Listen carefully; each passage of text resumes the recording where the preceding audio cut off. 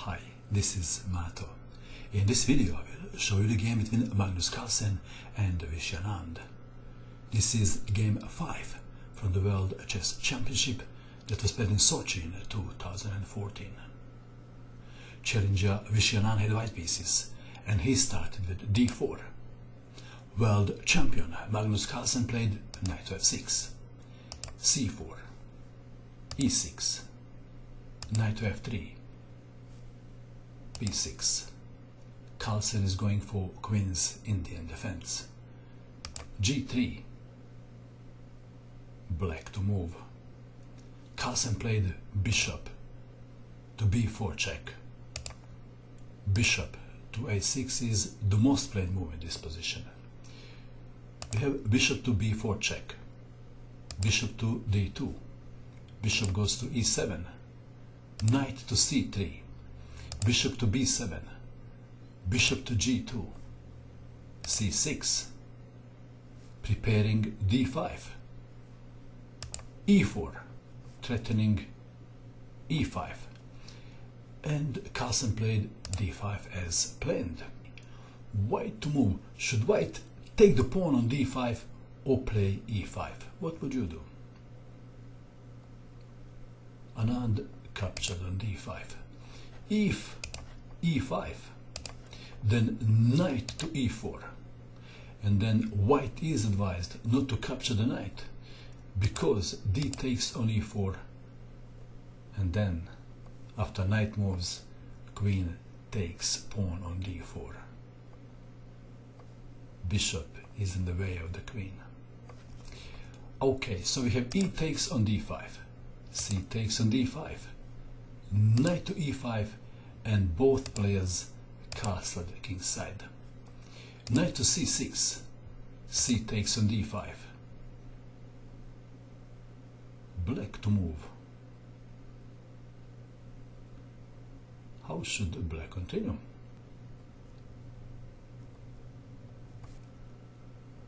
Carlsen captured the knight on e5. White to move. How would you continue? First move that comes to mind is pawn takes knight. Anand played d6. What happens after d takes on e5? Let's have a look. If d takes on e5, then knight takes on d5, knight takes knight, bishop takes on d5, bishop to c3, bishop takes bishop, queens are exchanged, king takes bishop, rook to d5, rook from f to d1, rook from a to d8, rook takes rook, rook takes rook, f4, f5, rook to c1, king to f7, bishop to e1. We are following the game Komljenovic and Palats. This game was played in Šibenik in 2010 and ended in a draw. Where is Šibenik? Have you heard of Šibenik? Šibenik is a beautiful city on the Adriatic coast in Croatia. I've been there. Okay, so instead of d takes on e5, we have d6, a novelty.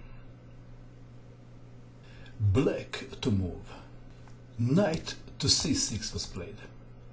If bishop takes on g2, then d takes on e7, attacking the queen. Queen takes pawn, pawn takes knight, bishop takes rook, pawn takes knight, queen takes pawn, queen takes bishop on f1, and white would have bishop and knight against pawn and rook. Okay, that is why in this position Carlsen played knight to c6. D takes on e7, queen takes pawn. Bishop must move from d2. Bishop to g5, pinning the knight, h6. White to move. How should white continue? What happens if bishop goes back to defend the pawn? Then rook from f to d8, more pressure on the pawn. Okay, so what else then? Another move that comes to mind is bishop takes knight. If bishop takes knight, queen takes bishop, and now isolated queen's pawn looks very vulnerable. Black is going to play rook from f to d8. So Anand played the best move, getting rid of isolated queen's pawn. Knight to a5. If rook from a to d8, then queen to a4. Okay, so we have in this position knight to a5, and now bishop takes knight, queen takes bishop, d takes on e6, queen takes pawn, rook to e1, placing the rook on the open file and attacking the queen, queen to f6, white to move, bishop takes, bishop comes to mind, but the position may be too simple and white has nothing special going on. Anand wanted to keep his bishop and played knight to d5. Queen takes pawn on b2 comes to mind. Carlsen captured the knight. Let's have a look what happens if queen takes on b2. Then this is a very long forced variation. Rook to e2 attacking the queen, queen to a3. Rook attacks the queen again, queen to b2. If queen goes to d6, what happens then? Then that's the end of the queen.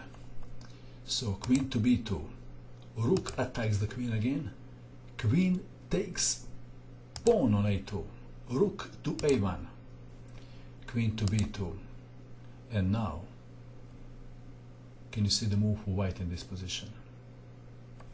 Now rook takes knight, pawn takes rook, rook to b3, forking the queen and the bishop. And after say queen to a2, rook takes bishop. And perhaps white can play this position, is what Anand said in the interview after the game. But this position was not to Carlsen's liking. His rook would be fighting two minor pieces. Okay, so in this position we have bishop takes on d5, bishop takes bishop, rook from a to d8, pinning the bishop, queen to f3, and now queen takes pawn on b2. Alternative was queen takes queen, bishop takes on f3, and black would still have had inferior position. Bishop is stronger than the knight. So we have queen takes on b2, rook from a to d1, black to move. I will show you what is the problem in black's position. For example, a random move here, a6, then bishop takes on f7 check, and after king goes to h8, rook takes rook on d8. And what else? If rook takes bishop, rook takes rook. Okay, that is why Carlsen played queen to f6. Queen takes queen, pawn takes queen. The pawn structure around black king is damaged. Rook to e7. Still threatening bishop takes on f7. The other threat is rook takes pawn, but the pawn on f7 is more important. So we have king to g7, rook takes pawn on a7. Another move that Anand considered was rook to c7. We have rook takes pawn on a7, knight to c6 attacking the rook. How should white continue? Anand played rook to b7 attacking the pawn. There was another continuation, and that is rook to a4. That move would prevent knight to b4. And the game could have continued like this. rook to d6, and white has rook to c1 after rook takes bishop, rook takes knight. Looks good for white.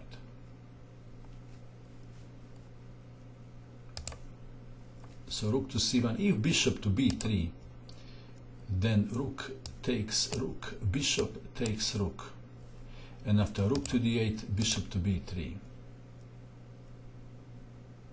Bishop is stronger than the knight, so this position still favors white, but is it enough to win the game? Okay, in the game we have a rook to b7, allowing knight to b4, attacking the bishop. Bishop to b3, rook takes rook, bishop takes rook, knight takes pawn on a2, rook takes pawn on b6, knight to c3. Position is greatly simplified. Knight is attacking the bishop, bishop to f3. Another move was bishop to h5, and if, for example, knight goes to e4, rook to b7, there is a pressure on f7 pawn. White stands better, but the question is, can the white win from this position? We have bishop to f3, f5, king to g2, rook to d8, rook to c6 attacking the knight, knight to e4, bishop takes knight, pawn takes bishop, rook to c4 attacking the pawn, defending, undermining the pawn, rook to d2, pawn takes pawn on f5, e3, pawn is pinned, rook to e4, rook takes pawn on f2 check, king to g3, rook takes pawn on f5, and draw was agreed. Next move is rook takes pawn on e3. This was a very complex game. Do you agree that Anand was a tiny bit better this time? And looks like that Carlsen was pleased to get half a point. What do you think of this game? And that is all. I hope that you enjoyed watching this video. I wish you good luck with your chess, and bye for now.